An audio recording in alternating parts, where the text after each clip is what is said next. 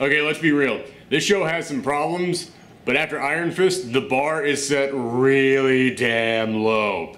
Hey everyone, it's me, Aaron, and there are going to be many other comments about Iron Fist throughout this episode, so if you are upset by that, you might want to just tune out now. But this is my post-Geekout reaction for the first half of Marvel's Defenders. And for anybody who has not seen a post-Geekout reaction before, it's not a review. In the reviews, I sit down, think of everything that I want to say, write it out, type it out, read it out, and then edit it and put it up, and there are no spoilers. The post-Geekout reaction is just my open, honest discussion about the thing that I just watched, and that does include full spoilers. Now, for this first part, we're only going through the first 4 episodes, so if you've seen up through episode 4, you're good. You can stay tuned and watch all this. I will be back later with episodes 5 through 8. But for now, let's get into our discussion about episodes 1 through 4, and let me also adjust.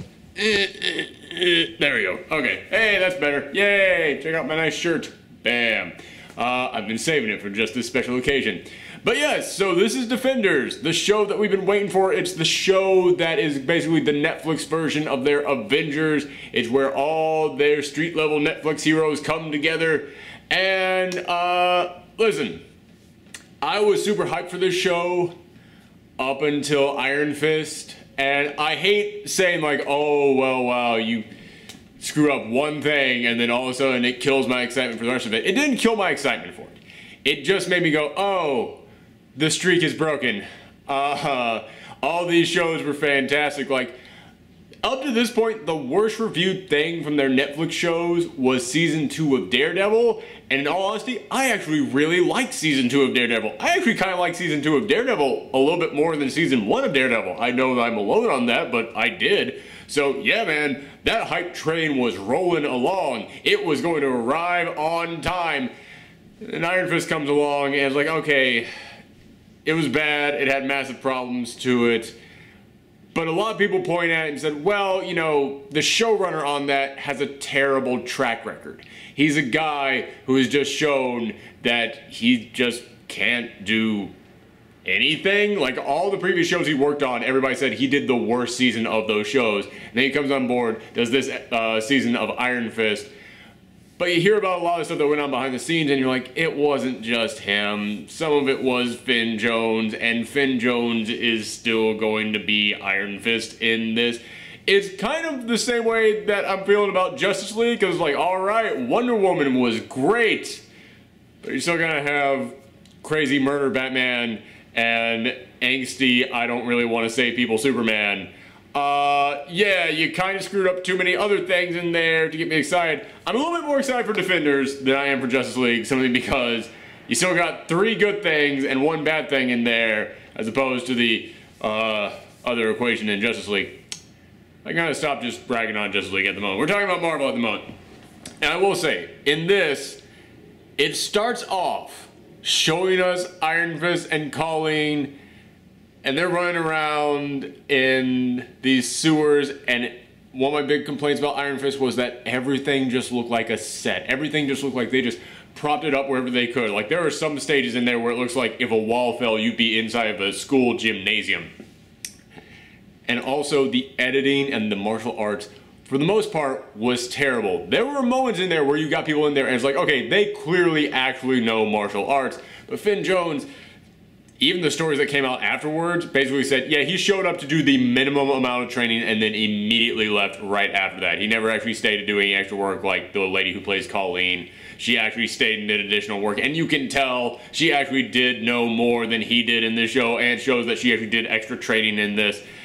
And so they had to do crazy ass editing to try and get around that. And so this thing starts off with Iron Fist going around this crappy looking set and with bad editing and dark shadows, and then there's that moment where he's fighting. I could tell it was Elektra right away, but it was supposed to be some mystery woman, and he does the Iron Fist punch, but the punch looks so terrible. He just, like that was it, and she just, poof, gone, and I was like, oh, what could have happened? I was like, oh god, it's Iron Fist all over again.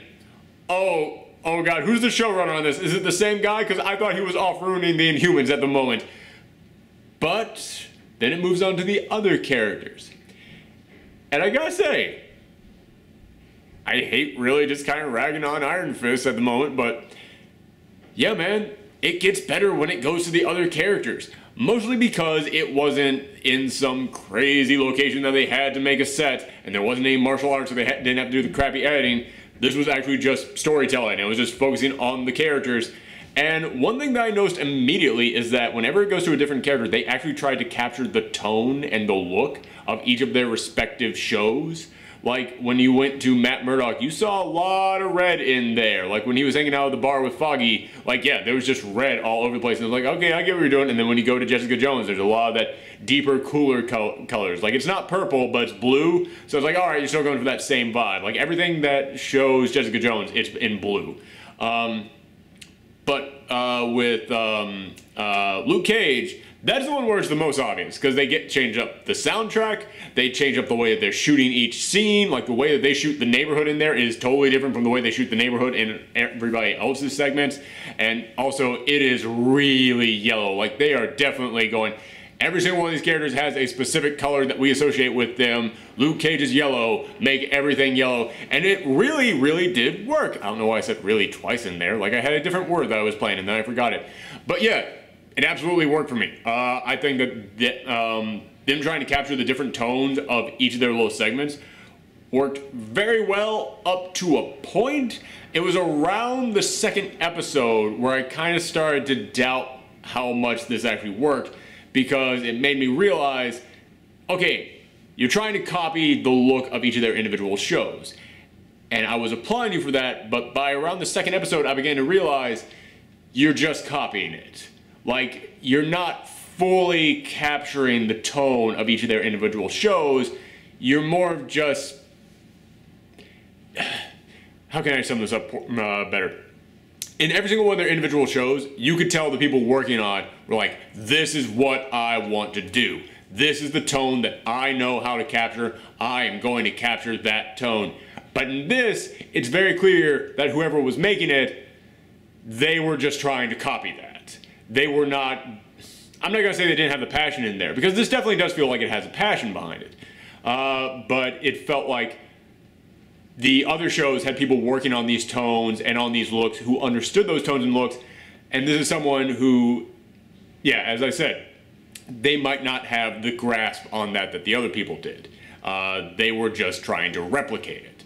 So yeah, it didn't quite feel as natural as it did in each of their individual shows.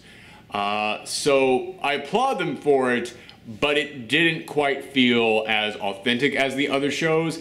And that to me is kind of one of the big problems with this show so far, is that each of the other shows felt like they had their own unique style to it, but this is all these characters coming together, and you can't have all four of them in a room together at the same time and have all four tones being captured at the same moment. You have to kind of go for a different tone, and the tone that they went with that is superhero. And don't get me wrong, the Defenders are a superhero team. Every single one of these members are superheroes. However, it feels so weird to me because that is not anywhere close to the tone that the previous shows had. Like, the previous shows were not superhero shows. I mean, hell, the vast majority of Luke Cage season 1 was him walking around and going, I'm not going to be anybody's superhero. And I was like, even though he was the most superheroic out of all of them, which that still continues in this. I kind of dug that it was still just him after all this. After he even had a big knockdown, drag-out superhero fight in Harlem, you're like, yeah, but I'm not a superhero. It's like, dude, just accept you're a superhero at this moment. But yeah, so that's another problem with this, is that this season, this actual show does not have its own defining tone to it, whereas the other seasons did have their own look, their own feel, their own vibe, whatever word you want to use. This show does not have that. This show just feels like a superhero show, and we've got a bunch of those out there. So yeah, that is another problem with this show. It doesn't have that feeling that the other series did have, because it's not being as unique as they are. And I know I'm being overly negative on this, but I do actually have some positives, so don't worry everybody, I am going to get into the positives, but I do just want to cover a couple more negatives in here. And one of the other negatives that I do have is that it kind of explains the purpose behind the hand. It explains their origin. That all comes down in season 4. I mean, I'm sorry, in episode 4. And part of me likes this whole thing of, oh, they were the original founding members of Kunlun, but then they got kicked out because they wanted to use that power for immortality. And there's 5 members, and 5 members make a fist. They make a hand. And I was like, oh, okay, that's actually kind of a cool origin. But then when you find out what they want to do and what they want to accomplish, it's like, all right, you're a bunch of immortals. You've been behind some of the greatest disasters in mankind's history. You're trying to target a modern-day major metropolis. You're just Ra's al Ghul. Like, listen, I know the Hand has done some stuff like this in the comics before, but this is totally Ra's al Ghul's bag. This is the thing that he does, especially the whole he's an immortal who's been around forever. It does kind of make me go, yeah, man, you really should have strived to give them different motivations that isn't so connected to another major supervillain out there, one that we don't associate so much with another famous supervillain. So especially when they link up with Batman, who is basically DC's version of Daredevil. So yeah, it does really feel like they should have given them something different to be about, some kind of a different origin, something to spice them up a little. But as I said, I do like the fact that it's not just one person, it's actually 5 people, and explaining that one of them was the guy, Bakuto, I think his name was, the guy who Iron Fist had to fight in his series, and he's dead. It's like, alright, so that's 1 down, so you got 4 left. Although, if memory serves me correct from Iron Fist, doesn't his body disappear at the end of that? So it's like, alright, he's probably... I'm only 4 episodes in, but I wouldn't be shocked if that dude shows up at some point in here. But speaking of the main villain, Alexandria, whatever her name is, Alexandria the Great. Speaking of that character, as I said, they're trying to capture a look with everybody's specific segments. Like, Luke Cage is yellow, Daredevil is red, Jessica Jones is blue or purple, and Iron Fist, it's supposed to be green. But we didn't really see green in his own show. Like, the opening credits to his own show was black, and so a lot of his show was shot in the dark. And I was like, yeah, that's not Iron Fist. His tone is supposed to be green. And so I loved in the opening credits, he was actually green. I love these opening credits, by the way, where it actually shows like the subway maps and the maps of the streets actually making these characters. Like, that's perfect. That's wonderful. I love it. And I do love that Iron Fist is actually green. However, throughout every single one of his segments, it's still back to being black. Like, it's still back to being a whole bunch of shadows. But that does actually kind of work out because, like I said, they're introducing a brand new character with this villain, played by Sigourney Weaver. I'm just going to call her Sigourney Weaver because I can't remember exactly what her name was. But I love that whenever they focus on her character, everything's white. Like, I only had to see like 2 scenes with her before I realized, oh, that's her color. That's her tone that they're going with. Total white, which actually for someone who is about like, you know, the Hand is like, when you die, there's just nothing there. That's like a speech that she gives to Elektra when she comes back. So I kind of dig that her color is white, because like white is the absence of color. So I was like, okay, I actually dig this. And they actually shoot all of her scenes very well to actually play up that color. Like the other colors, they're real obvious because you saw them in other seasons. This is a new character who you have to introduce us to. So actually introducing her own unique color, it's like, okay, there's actual work that you got to do with that. They actually did the work. So I totally applaud them for that. So like I said, I do have some problems with this, and most of them is like, okay, Iron Fist still not quite doing it for me, and also, you know, they can't quite match the flavor of the things they're trying to replicate. But also, in the first 2 episodes, one of the biggest problems with many Marvel properties, not just their TV shows, but especially their movies as well, which is the way they shoot action. And don't get me wrong, in their movies, when you gotta have a big knockdown, drag out special effects fight, it looks amazing. Marvel does that incredibly well. But when you gotta just have Scarlett Johansson jumping and doing some hand-to-hand fighting, they do a ton of cuts and quick close-ups and just rapid editing because they want to make it clear, yeah, these people don't actually know martial arts. They don't actually know hand-to-hand fighting, so we gotta use the editing to make up for that. And in Daredevil, they actually edited everything pretty darn well. In Jessica Jones and Luke Cage, they didn't actually know martial arts. They just kind of knew shoving people with their super strength. So it's like, okay, you didn't need to do it in there. But Iron Fist was the worst example of this. Iron Fist was the worst example of this guy does not actually know martial arts. we have to do 30 cuts in 10 seconds to make it look like he did something cool when he really did. And the editing in this, in the first 2 episodes, was almost as bad. Not as bad, because nothing is quite as bad as it was in Iron Fist, but it's still pretty bad in the first 2 episodes. In the first 2 episodes, there is still tons of quick cuts, tons of rapid editing, tons of close-ups. I was like, oh my god, it's going to be this all over again. I just kept thinking about like how cool the fight scenes in Daredevil Season 1 and Season 2 were, and I'm like, we're not going to get that. We're not going to get that. The editing is just too bad in this. But in episode 3, when they actually have their big fight scene, when everybody arrives and actually gets into a fight, for the most part, it was pretty well shot. Actually, there were some damn good fights, damn good moments in there, even involving Iron Fist. Like, I was watching this, I was like, did he do additional studying in between Iron Fist and this? Because they're actually holding the camera on him while he does stuff. It's not just cutting to like here, here, here, here, here, fist shot here, bam, other people, other people, other people, him. It's like, I actually saw him do a flip and kick a guy and then go and hit another guy and then go up and hit a third guy without a single cut. That's actually kind of awesome that they did that. It actually makes it look like this guy knows what he's doing. And it looks like he actually does know martial arts. So I was actually real happy to see that. And there are still some bad edits in there, but in the first 2 episodes and in all of Iron Fist, it was non-stop bad editing. And this one's like, I'm into this. This is great. I'm loving it. Ooh, that wasn't that good. Oh, I'm back into it now. Okay, I choked on my own words there for a second, sorry. But that's how excited I was to remember these fight scenes.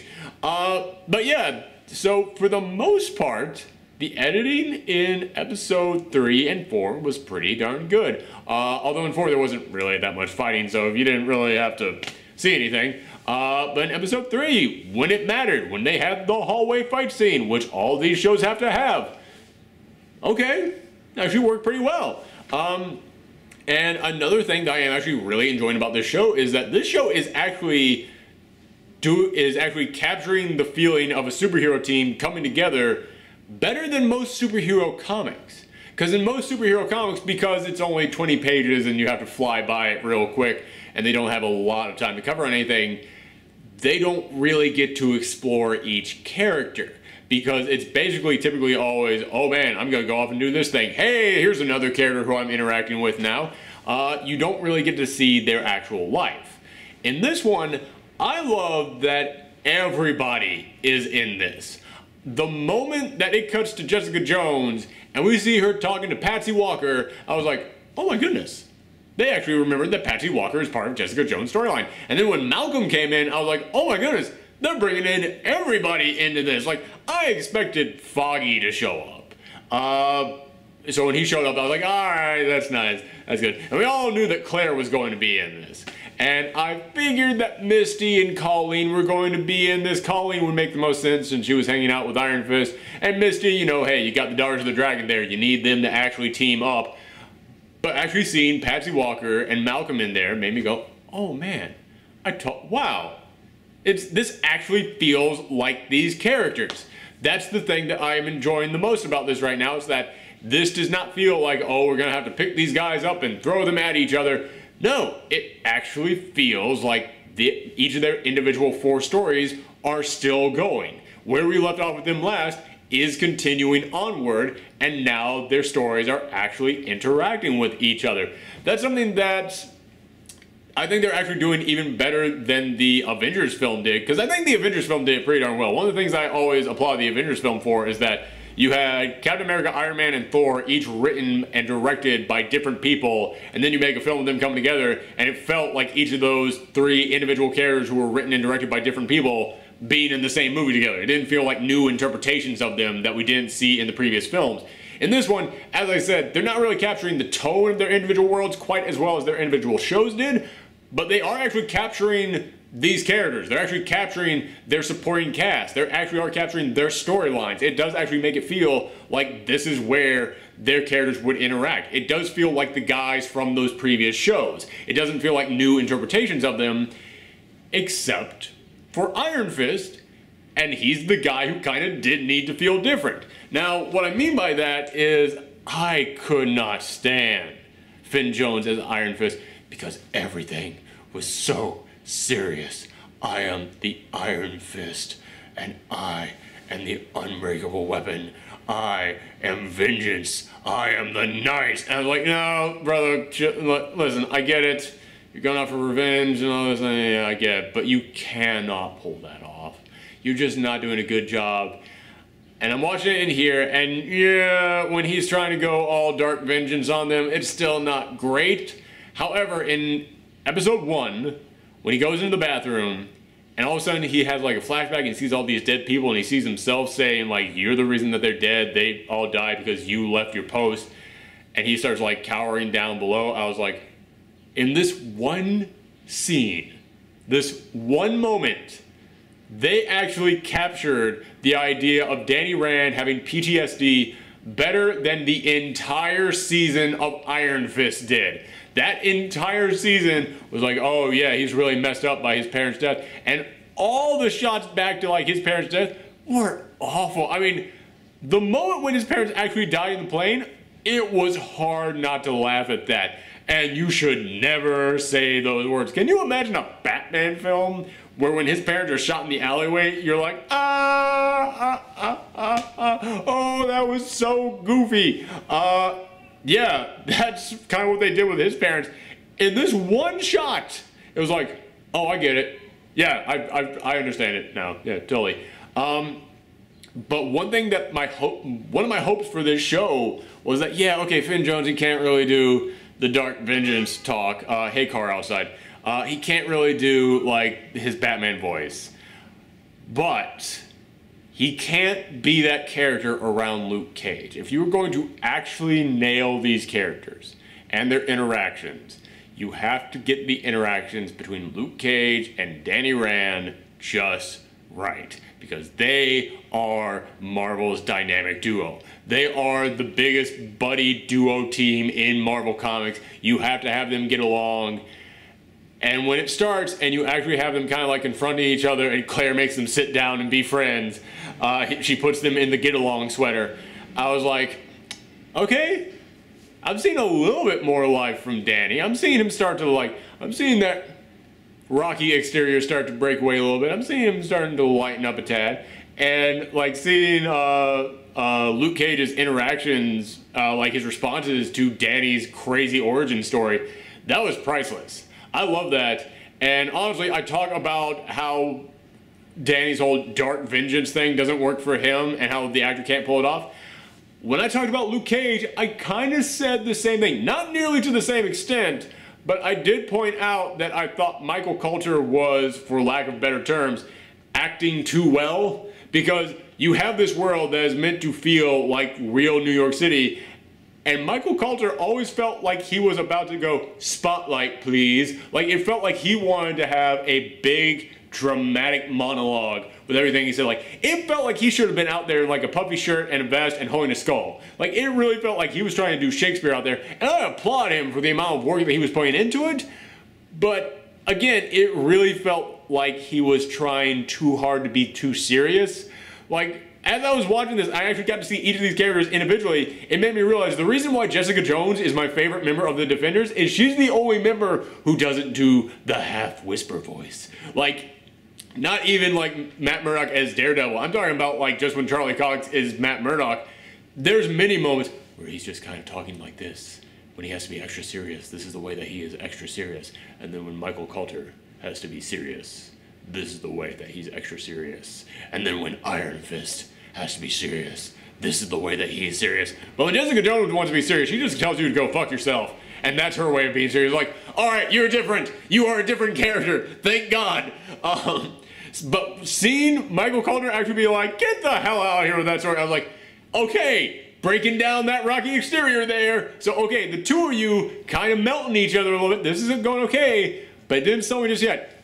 But in episode 4, when they actually have to go to the Chinese restaurant, and then Danny Rand, he goes over there and talks to them, talks to the people owning the place, And he walks back and like, all right, it's all cool, guys. They say we can stay here. Well, just like that. So he goes, yeah, I gave him a black card, said that they could pay off the 6 months they rent. Also, we gotta buy like 4 versions of every single dish that they serve. So, okay, we're cool, guys. And I was like, who is this guy? This guy I like. Get rid of Dark Vengeance guy. This guy right here, like, his voice was not raspy. His voice was not, like, overly serious at all. He was just having fun. He was chill. He was relaxed in that moment. And speaking as an Iron Fist fan of the comics, that is a totally accurate interpretation of Iron Fist. Remember, this is a guy who studies meditation not just to get rid of the demons inside of himself, but also just to chill the fudge out, just to be cool, just to relax, man. And I was like, okay, and especially when he hangs out with especially when he hangs out with Luke Cage, Iron Fist was always the chill one in the crew. Iron Fist was always the one who was like, it's all gonna be cool, big guy. Everything's gonna be fine. So when he came back in that moment, I was like, don't go back to the other thing. Stay with this. And yeah, he kept going back to the other thing, but then there would be like that moment where it was just him and Luke at the table, and like, he was like, no man, this is gonna work. All your dumplings are good, by the way. It takes a lot of food to replenish this chi, man. Anyway, this is good. You know, we should be partners here, man. Listen, we got a good thing going on here. I was like, that's Iron Fist right there. Don't get raspy with your voice. Don't go back to the old crap. Listen, you're out for revenge? I get it, man. You're out there to protect everybody from the hand? Cool, whatever. Just keep giving me this. Give me enough of this, and I'll be able to go, you're Danny Rand right now. Don't go back to the other stuff. You're doing this well. And it made me really realize, okay, maybe it was just that old showrunner. Maybe the old showrunner is the one who's like, we have to establish all this dark stuff. We have to establish all this Dark Vengeance crap and make you really angsty and make you really angry at everything. And maybe he's the one who like interfered on every single level of that.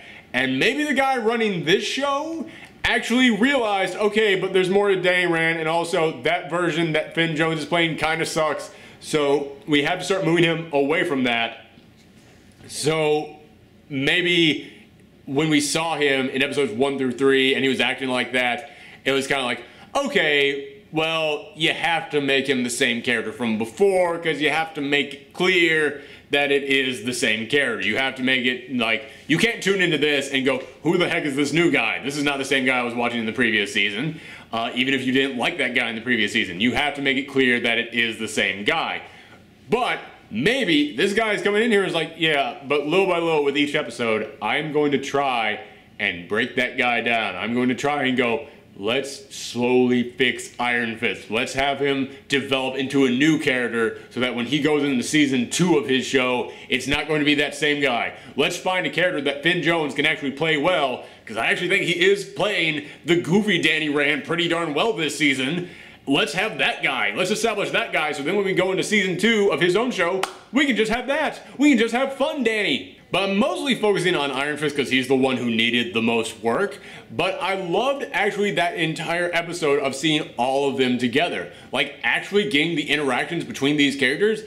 That is the thing that is making this show work for me at the moment. That is the thing that makes me go, all right, I'm going to look past the bad editing. I'm going to look past a couple cheesy lines of dialogue. I'm going to look past the tone just kind of being generic superhero, whereas the other ones had their own unique tone. The interactions between these characters is what makes me go, no, this is a good show. It's not even me coming in here and going, okay, well, the bar was lowered by Iron Fist, so just anything better than that will be a good show. No, the interactions between them actually makes me go, this is legit good television. This is actually enjoyable. But there are still some other smaller characters in here who I ain't really feeling. And one of them, I hate saying it, is Stick. Because Stick, I loved him in season 1 of Daredevil. I think he was awesome in that season. Season 2, even though I come in here and I say I like season 2 better than season 1, I'll admit Stick wasn't trying as hard in season 2 as he was in season 1. He was a little bit more like, you know, I did my superhero thing. What, I have to come back for this? All right, whatever. He really doesn't want to be here in this one. Stick just really is like, I thought this was a one and done season. I didn't want to sign up for all this crap. Can't you just replace me? I would honestly be shocked if he is still alive by the end of this season, because that actor so does not want to be here. And I talk about some of the bad choreography and editing. The scene where he has to actually break out of the Hands facility and he has to actually get out there and Elektra is holding him tied up. Man, the way that he breaks out of Elektra's hold is some of the worst shot sequences I've seen this whole season. It was ridiculously bad. Like, she's got him here and he just goes, and like, oh no, I fell. I was like, oh dude, did no one say let's do another take? Or was that the best take you got? And then they had to do like fast editing to make it look like he was actually switching the sword around. And I dig the idea that he had to cut his own arm off to escape, but man, that really was just like, fake arm fall. And I was like, oh dude, that was weak. And then when he's actually sitting there explaining everything to them, again, you can tell this actor does not want to be here for these things anymore. He did his time in season 1, and he does not want to come back. So yeah, he is, man, I'm really hoping that he cranks it up for the rest of the season, but it doesn't look like he's going to. But, you know, where episode 4 leaves off, with actually them together, I actually think that's a perfect spot to end episode 4. I actually do think that this show is pretty well paced. Like, at the end of episode 1, I was like, I can't believe none of these characters have actually met yet. But when you see them actually meeting in episode 2, it's like, you know what? That's as much time. That's a good enough amount of time. And then the way that they all kind of come together at the end of episode 3, then you get a whole episode of them interacting with each other. Like, I actually do think that this is what's working for the show right now. But as I said, I've only seen the first 4 episodes. And I really want to know how many episodes the critics saw. Because I know with Iron Fist, they only saw the first 6 episodes. And then they reviewed it. And that's one of the reasons the show got such bad reviews. Because the first 6 episodes are the worst 6 episodes of Iron Fist. The show actually does get better after that. I still don't think it's a good show, but it is better. The second half is definitely better. So I'm wondering if this gets better, because so far this show is getting very okay reviews. Like, it's not great, it's not like the other seasons. It's got like a 78, I think, right now, which is, you know, that's a C+. That's, well, actually, it depends on where you're from. Man, why am I trying to equate the Rotten Tomatoes reviews to actual grades? But, you know, that's like, you know, that's a decent grade. That's like, hey, you showed up, you did the work kind of stuff. So I'm wondering if it does actually get better after that. But you guys can find out if I think it gets better by coming back for my discussion of the second half of this, which will probably be going up later today or tomorrow, and then we will actually do the non-spoiler review of this. So for anybody out there who is like, I'm not going to watch episodes 5 through 8, just let me know your final thoughts on that. Secondly, that's kind of weird because you already watched the first half. Why not just watch the second half? But you can also come back later this weekend for that. So thanks for tuning in, everyone. And as always, you can share your thoughts in the comments down below or by following me on Twitter, Twitch, and Tumblr at Professor Thorgy. Thanks for tuning in, everyone. Come out next time. Bye.